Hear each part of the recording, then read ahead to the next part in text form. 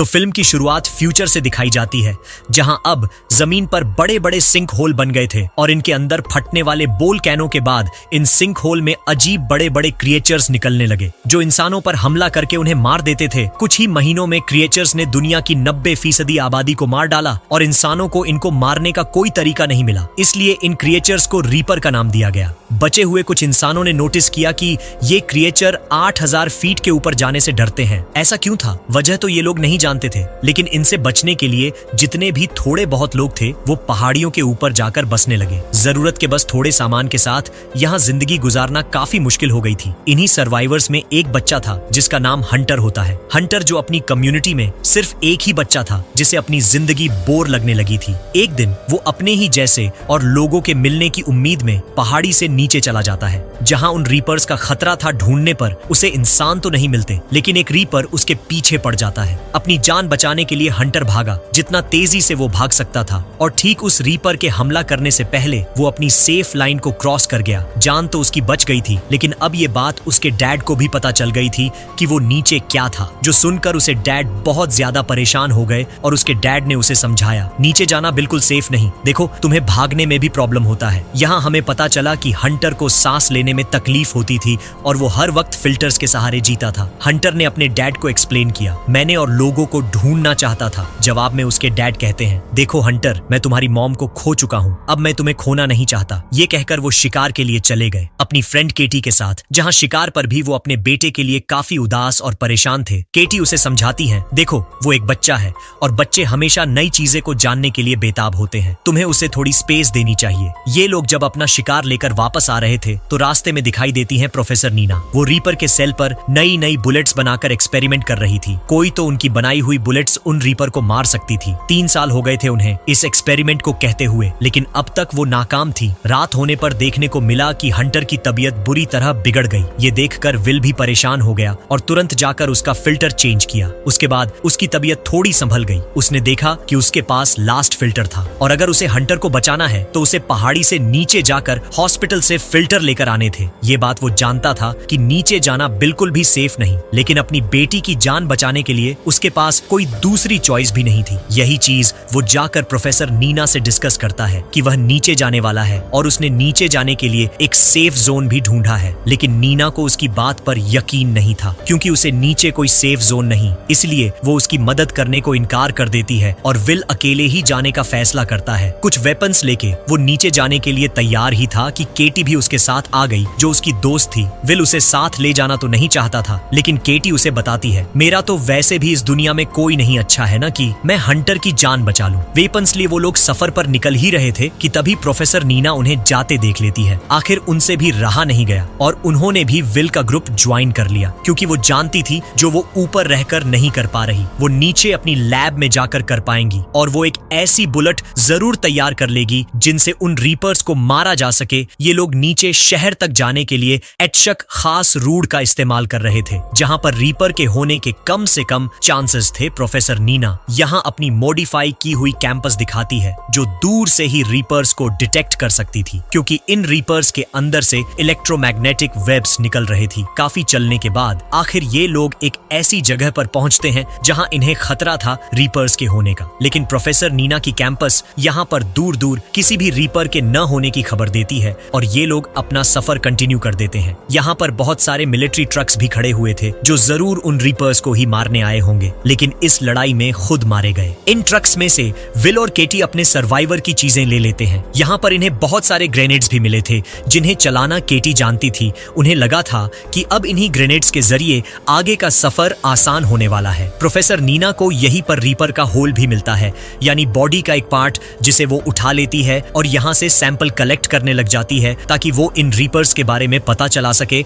और इनको खत्म करने का कोई रास्ता ढूंढ सके। यही बातों ही बातों में केटी प्रोफेसर नीना को बुरा भला कहने लग जाती है, क्योंकि उसे लगता था कि प्रोफेसर नीना की वजह से उसके दोस्त और विल के वाइफ की डेथ हुई थी। उनकी लड़ाई इतनी बढ़ गई कि हाथापाई में बदल गई। अब ये लोग इसी सब में थे कि तभी अचानक उन्हें दूर से किसी रीपर के होने की आवाज सुनाई दी। आगे बढ़कर उन्होंने देखा कि यहाँ कोई रीपर नहीं थे, बल्कि बहुत सारे घोड़े थे। ये देखकर वो लोग हैरान हो गए कि रीपर्स जानवरों को नहीं मारते थे, वो तो सिर्फ इंसानों को मार रहे थे। ये लोग अब आगे चेयर लिफ्ट तक जाते हैं, जहाँ से इन्हें अपना अगला सफर कंप्लीट करना था। यहाँ आने पर प्रोफेसर नीना को अपनी कंपास से यही करीब एक रीपर के होने का एहसास होता है। ये लोग जब अपने आसपास देखते हैं तो इन्हें एक तरफ हिलते दिखाई देते हैं, यानी मॉन्स्टर वही था। अगर इन्हें अपनी जान बचानी है तो फौरन इन्हें यहाँ से भागना था। प्रोफेसर नीना बैठ जाती है चेयर लिफ्ट के ऊपर, जबकि केटी इसकी पावर सप्लाई चलाने की कोशिश करती है। अब जैसे जैसे वो रीपर केटी के करीब आ रहा था, केटी घबरा रही थी। इसी घबराहट में केटी उस रीपर के पास एक ग्रेनेड फेंक देती है,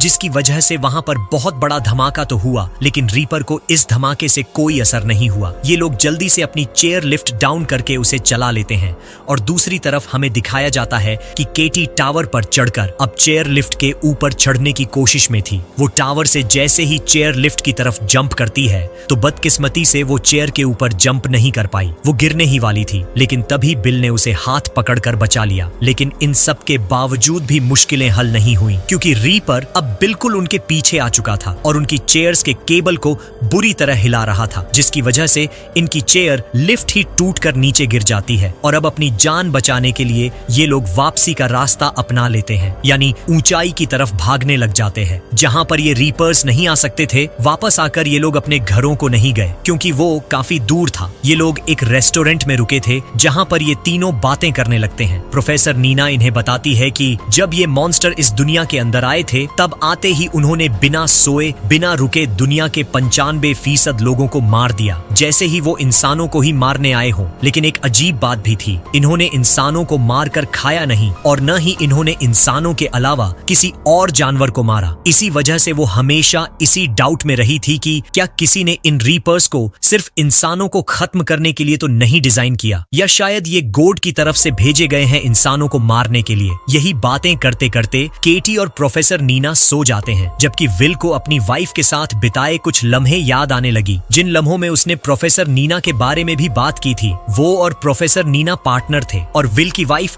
हमेशा से कहा करती थी कि प्रोफेसर नीना ही वो इंसान है जो रीपर्स को मारने के लिए जरूर कोई गैजेट बना सकती है। अगली सुबह हम देखते हैं ये तीनों अपने मिशन पे निकल गए थे। इन्होंने अपनी जरूरत का सामान इकट्ठा करने के लिए नीचे शहर की तरफ जाने के लिए बढ़ गए थे। इस टाइम ये लोग एक टनल के जरिए से होते जा रहे थे। आधी टनल तो हाई एल्टीट्यूड थी, यानी 8000 फीट की बुलंदी पर थी, जहां पर रिपर्स नहीं आ सकते थे। लेकिन बाकी आधी टनल का हिस्सा बिल्कुल नीचे की तरफ था, जहां पर रिपर्स के होने का खतरा था। सबके बावजूद भी ये लोग इस टनल के अंदर बढ़ते रहते हैं। यहाँ पर विल ने प्रोफेसर नीना को ये नहीं बताया था कि उनकी ये कंपास अंडरग्राउंड में नहीं चलेगी। काफी घंटों के सफर के बाद इन्हें एक बुरी खबर ये पता चलती है कि टनल की दूसरी एंट्रेंस तो बंद थी। अब इन्हें यहाँ से दूसरी टनल का रास्ता लेना था। इतने घंटों का सफर अगर ये दोबारा कहते तो थक जाते। यहाँ पर एक शॉर्टकट था जो छोटी छोटी स्टेयर्स से होकर जाता था। ये लोग उसे इस्तेमाल करने का डिसाइड करते हैं, लेकिन क्योंकि काफी समय से ये भी बंद थी तो यहाँ पर बहुत सी चमगादड़ थी जो इनके ऊपर हमला करती है, लेकिन ये लोग बच जाते हैं। फाइनली अब ये लोग एक दूसरी टनल में पहुंच जाते हैं, लेकिन यहाँ पर आना इनके लिए बिल्कुल अच्छा साबित नहीं हुआ, क्योंकि यहाँ पर पहले से ही एक रीपर मौजूद था, जैसे बस इनका इंतजार ही कर रहा था। ये लोग जल्दी से हेड्स पर लगी हुई लाइट को कवर कर चुके थे ताकि रीपर इन्हें सेंस ना कर पाए, लेकिन फिर भी रीपर ने इन्हें सेंस कर लिया था, जिससे बचने के लिए ये लोग टल्लन की दूसरी तरफ से भागने लग जाते हैं। और भागते हुए आगे आकर थोड़ी ही दूरी पर केटी ने एक ग्रेनेड ब्लास्ट कर दिया था, जिससे वो जानती थी कि रीपर तो इससे नहीं मरेगा, लेकिन हाँ, उसकी स्पीड थोड़ी कम हो जाएगी उन तक पहुंचने की। और ऐसा करने में वो कुछ % कामयाब हो भी गई थी, लेकिन अब भी रीपर उनके पीछे पीछे था। इसमें पीछे मुड़कर विल भी उनके ऊपर गोलियां चलाकर उन्हें रोकने की कोशिश करता है, लेकिन कोई भी गोली रीपर के ऊपर असर नहीं कर रही थी। किस्मत इनकी अच्छी थी, इन्हें इसी टनल के अंदर एक छोटा सा और गार मिल गया, जिसमें ये तीनों चले जाते हैं। इसी के अंदर वो रीपर भी अपनी जलती हुई टेल को इनके मुंह के बिल्कुल करीब कर लेता है, जिससे उनके सांस बंद हो गए थे। लेकिन विल ने यहाँ पर भी सहाना दिखाई और माचिस जलाकर दूसरी तरफ फेंक दी, जिससे रीपर रोशनी को दूसरी तरफ देखकर डिस्ट्रैक्ट हो गया। अब ये लोग इसी गार की दूसरी तरफ से रास्ता बनाते हुए यहाँ से बाहर निकालने की कोशिश करते हैं, लेकिन एक और बार फिर रीपर उसके अंदर अपनी टेल डालते ही विल के ऊपर हमला करने की कोशिश करता है, क्योंकि वो पीछे था, लेकिन किसी तरह इस हमले से बच गया। केटी सबसे आगे आगे थी, जल्दबाजी में एक ऐसी टनल के अंदर चली जाती है जहाँ पर एक और रीपर मौजूद था, और रिपर ने उसके ऊपर कोई तरस नहीं खाया और उसे हमला करके मार डाला। हालांकि पीछे से नीना उसे बचाने की कोशिश करती रही, लेकिन सब नाकाम हो गया। आखिरी चॉइस पर नीना को वहाँ से बाहर निकलते हुई एक सीढ़ी दिखाई थी, जिसके ऊपर चढ़कर वो और विन यहाँ से चले गए, केटी को यहीं छोड़कर, जिस बात का दुख शायद इन्हें जिंदगी भर होने वाला था। अब ये लोग एक सेफ जगह पर आ गए थे। इन्हें 8000 फीट से ऊपर, जहाँ कोई रीपर नहीं था, ये लोग यहाँ सेफ रह सकते थे। लेकिन नीना इस टाइम सेफ रहने को प्रायोरिटी नहीं देती, बल्कि अपने मिशन को प्रायोरिटी देती है और अपनी लैब्स की तरफ बढ़ने का फैसला करती है। यहाँ पर बहुत सारे ऐसे घर थे जिसमें कोई इंसान नहीं रहता था। उन्हीं में से एक घर के अंदर बिल और प्रोफेसर नीना आ चुके थे। यहाँ पर खाने के लिए भी बहुत कुछ था। नीना दोनों के लिए खाना बनाती है और यहाँ बैठकर विल को हंटर की याद आ जाती है। उसे यह खाना बहुत पसंद था, लेकिन उनके शहर में ये सादा सा खाना भी नायाब हो गया था। अब नीना बिल को एक्सप्लेन करती है कैसे वो डिफरेंट केमिकल के मिक्सर से वो एक ऐसी बुलेट तैयार कर सकती है जो उन रीपर्स को मार सकता है। नीना को लग रहा था इनके अंदर कोई मैग्नेटिक पावर्स जरूर है, पर ये खास केमिकल कॉम्बिनेशन की मदद से ये लोग उनके अंदर के ही इलेक्ट्रोमैग्नेटिक चार्ज को किसी बॉम्ब की तरह डिस्ट्रॉय कर सकते थे, जिससे उन रीपर्स बस जाने का 90% तक चांस है। विल को उसकी बातों पर बिल्कुल भी विश्वास नहीं था। अब विल को तो इस बात पर भी यकीन नहीं आ रहा था कि नीना की फ्रेंड यानी विल की वाइफ वो नीना की इस थ्योरी पर बिलीव करती थी। खैर, अगले दिन ये लोग लैब की तरफ बढ़ जाते हैं। पहला स्टॉप यहाँ पर विल ने एक हॉस्पिटल के पास लिया था, जहाँ से उसे हंटर की मेडिसिन और फिल्टर्स लेने थे। गन लिए वो आगे बढ़ रहे थे, क्योंकि वो जानते थे कि कहीं ना कहीं उनका सामना रीपर से हो सकता है। लेकिन अभी तक प्रोफेसर नीना की कंपस ने इन्हें किसी भी मॉन्स्टर के यहाँ होने का इशारा नहीं दिया था। फाइनली विल को हंटर की मेडिसिन मिल जाती है, जिसका वो स्टॉक अपने बैग में रख लेता है, जितना वो रख सकता था। इसके बाद वो लोग तेजी से यहाँ से भागने वाले थे, लेकिन तभी उन्हें एहसास हुआ कि इस हॉस्पिटल के अंदर कोई रीपर छुपा हुआ है, जिसे नीना की कंपस ने डिटेक्ट इसलिए नहीं किया था क्योंकि वो कंपस खराब हो चुका था। ये लोग तेजी से उससे बचकर भागने की कोशिश करते हैं, लेकिन वो रीपर तेजी से दौड़ते हुए उनके ऊपर हमला करने लग जाता है। यहाँ तक कि उसने अपने टेंटिकल की मदद से विल को कैद भी कर लिया था। यहाँ पर प्रोफेसर नीना बहुत ही होशियारी से पास ही पड़े फायर बॉक्स में से एक्स निकालकर उस रीपर के टेल के ऊपर हमला कर देती है, जिसकी वजह से रीपर विल को छोड़ देता है। अब इन्हें फौरन यहाँ से भागना था, लेकिन भागने से पहले नीना यहाँ के सारे ऑक्सीजन सिलेंडर खोल चुकी थी, जिसकी वजह से वहाँ पर धुआं पैदा हो जाए और रीपर को वो लोग नजर ना आए। ये आइडिया भी अच्छा था, लेकिन विल के दिमाग में जो आइडिया था वो इससे भी ज्यादा कमाल का था। वो एक ऑक्सीजन टैंक के ऊपर शूट कर देता है, जिससे वहाँ पर बहुत बड़ा धमाका होता है और प्रेशर से वो रीपर उड़कर इस बिल्डिंग बाहर जा चुका था। ये लोग ऊपर से खड़े होकर रीपर को देखते हैं, जो बेजान जमीन पर पड़ा था, लेकिन ये लोग नहीं जानते थे कि वो रीपर मरा है या बेहोश है। ज्यादा देर ये लोग रुक नहीं सकते थे यहाँ पर, इसलिए विल नीना से वापस चलने को कहता है, पर नीना कहती है, नहीं विल, मुझे मेरी लैब तक जाना है ताकि मैं इन्हें मारने के लिए कोई नई बुलेट तैयार कर पाऊं। विल नीना की बात मान जाती है और ये लोग ट्रक में ही बैठकर लैब के लिए निकल जाते हैं। और इनके यहाँ से जाते ही हमें दिखाया गया कि वो रीपर दोबारा होश में आ चुका था। इधर लैब में आते ही नीना अपना काम शुरू कर चुकी थी, जबकि विल इस लैब को विजिट कर रहा था, जहाँ पर उसे प्रोफेसर नीना की फैमिली पिक्चर भी दिखाई दी। यह देखकर वो शॉक रह गया कि नीना की एक फैमिली भी थी, क्योंकि उसने कभी अपनी फैमिली के बारे में कुछ डिस्कस नहीं किया था। ये सवाल करते ही नीना की भी आंखों से आंसू निकलने लगे और उसने बताया कि जिस दिन पहली बार रीपर्स ने दुनिया पर हमला किया था, उस दिन मैं लैब में ही थी। मेरी फैमिली मुझे बुलाती रह गई, लेकिन मैंने लैब में रहने का फैसला किया और मेरी ही वजह से मेरी फैमिली मर गई और आज मैं जिंदा हूँ। ये सुनकर विल भी काफी इमोशनल हो जाता है। नीना दोबारा बात कंटिन्यू करती है और कहती है, बस वो दिन था और आज का दिन मैंने इन रीपर्स से बदला लेने की ठान ली थी और देख लेना, उनसे अपनी फैमिली का बदला जरूर लूंगी। बात करने के बाद नीना पीछे मुड़कर एक लट शूट करती है रीपर के स्केल पर, लेकिन स्केल को अभी भी कुछ नहीं होता। इसका मतलब था कि अभी उसकी बुलेट कंप्लीट नहीं हुई। यह देखकर वो विल से कहती है, तुम जाओ अपने बेटे के पास वापस चले जाओ, मैं यहाँ पर तब तक रुकूंगी जब तक मुझे कोई सोल्यूशन न मिल जाए, जब तक कोई नई बुलेट न बना लूं। विल भी नीना की बात मानते हुए यहाँ से चला जाता है, क्योंकि हंटर को उसके पास मौजूद मेडिसिन की ज्यादा जरूरत थी। जब नीना बुलेट्स बनाने में इतनी ज्यादा बिजी हो जाती है कि उसे एहसास नहीं होता, उसकी लैब में एक रीपर आ जाता है। रीपर की आवाज सुनते ही उसने आंखें बंद कर ली और आंखें बंद करते ही उसे ख्याल आया कि उसने कुछ केमिकल कंपोजिशन तो ट्राई ही नहीं किया जो सच में काम कर सकते थे। ये ख्याल आते ही वो जल्दी से केमिकल मिक्स करते हुए एक नई बुलेट बनाने लगी। जबकि यहाँ रोड पे हमें दिखाया गया कि विल बहुत ही तेजी से ऊपर अपने टॉम की तरफ जाने की कोशिश में था, लेकिन तभी उसकी कार का एक पत्थर से टकराकर एक्सीडेंट हो गया और इस एक्सीडेंट की वजह से वो बेहोश हो गया। कुछ देर बाद जब उसे होश आया तो उसके करीब से एक रीपर की आवाज आ रही थी। उसे अपनी जान बचाने के लिए जल्द से जल्द यहाँ से निकलना था। कार को वो सीधी कर नहीं सकता था, इसीलिए कार के फ्रंट मिरर को तोड़ते हुए कार से बाहर निकल आता है और रीपर से बचकर ऊपर की तरफ भागने की कोशिश में लग जाता है। लेकिन इस बार शायद उसकी कोशिश नाकाम हो जाती, क्योंकि रीपर बिल्कुल उसके करीब था। इससे पहले रीपर उसके ऊपर हमला करता, विल को गोली चलने की आवाज सुनाई देती है और सरप्राइजिंगली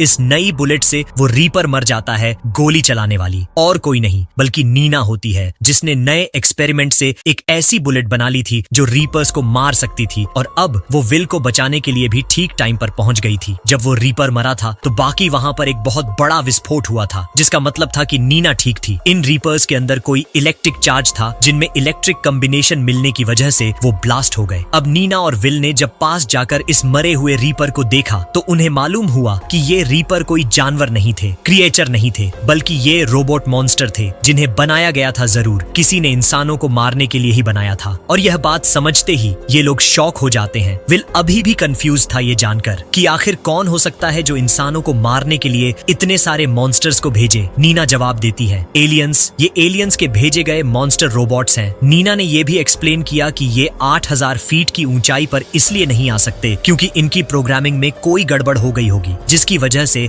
हाई एल्टीट्यूड पे ये लोग फंक्शन नहीं कर पाते होंगे। फाइनली नीना अपनी बनाई हुई बुलेट से अपने रास्ते में आने वाले सारे रिपर्स को मारते हुए पहुंच जाती है अपने कैंप तक, जहां आज वो बहुत ज्यादा खुश थी क्योंकि वो अपने दुश्मनों को मारने के लिए एक रास्ता खोज लिया था। कोई आपदा एक पायरेट फ्लैग लगाते हैं, जिससे सभी लोगों को पता चल जाता है उन लोगों ने रिपर्स को मारने का कोई तरीका निकाल लिया है। सभी सर्वाइवर्स रीपर्स के साथ उनकी इस जंग के लिए तैयारी में लग जाते हैं और नीना के बताएं फार्मूला से बहुत सारे बुलेट्स बनाते हैं, जिसमें से एक बुलेट पर इन्होंने केटी का नाम लिखा था, क्योंकि नीना को लैब तक ले जाने के लिए कहीं ना कहीं केटी ने भी हेल्प किया था, इसलिए इसका क्रेडिट केटी को जाता ही था। बहुत सारी बुलेट्स के बनाने के बाद ये सर्वाइवर्स अब रीपर्स के साथ अपनी जंग में लग जाते हैं। अब जितना हो सकता था ये लोग रीपर्स को मारते हुए अपनी जगह को वापस लेना शुरू कर देते हैं, जबकि यहाँ दिखाया जाता है कि नीना उस रीपर की बॉडी को स्टडी कर रही थी, जहाँ पर आज उससे मिलने के लिए विल भी आया। ये लोग टेलीस्कोप लगाए आसमान की तरफ देख रहे थे, जहाँ पर नीना को 3 बड़ी बड़ी स्पेसशिप आते दिखाई देती है, जिसका मतलब था इन लोगों ने जिन रीपर्स को मारा था उसके बारे में एलियंस को खबर हो गई थी और अब एलियंस इनसे पूरी जंग के लिए तैयार होकर आए थे। आगे अब क्या होने वाला था, इसी मिस्ट्री के साथ ये मूवी यहीं पर खत्म हो जाती है। अगर आपको ये कहानी पसंद आई हो तो वीडियो को लाइक करना मत भूलिएगा। आपकी एक लाइक हमें और मोटिवेट करती है ऐसी और शानदार कहानियां लाने के लिए। और हाँ, चैनल को सब्सक्राइब करके बेल आइकन दबाइएगा ताकि अगली बार जब भी कोई नई मूवी एक्सप्लेनेशन आए आप सबसे पहले देख पाएं। तो मिलते हैं अगली रोमांचक कहानी में, तब तक के लिए जय हिंद।